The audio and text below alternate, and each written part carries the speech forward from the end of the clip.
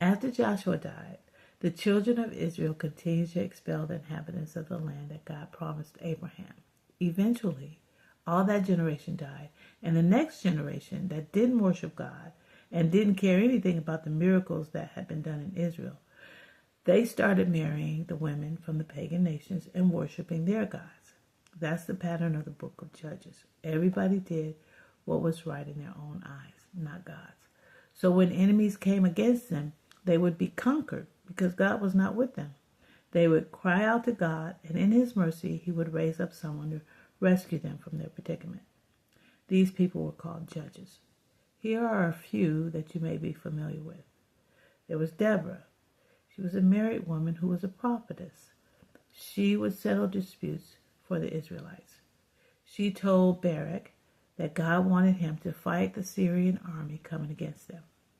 Barak agreed, but only if she would go into battle with him. She said, "All right, but if I go, a woman will get credit for this victory."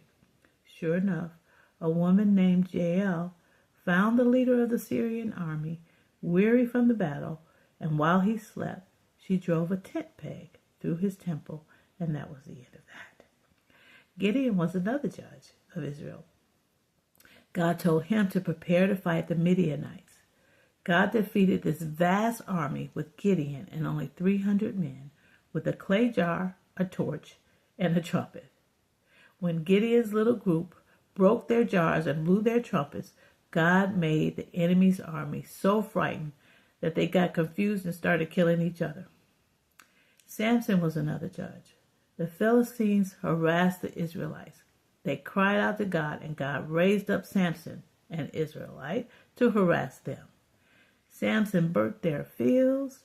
He torched their city. He tore the gates off its hinges. He was so strong, no one could arrest him. And if they tried, he'd kill them all. They finally found a way to trap him with a prostitute he fell in love with named Delilah. He secretly told her the source of his strength.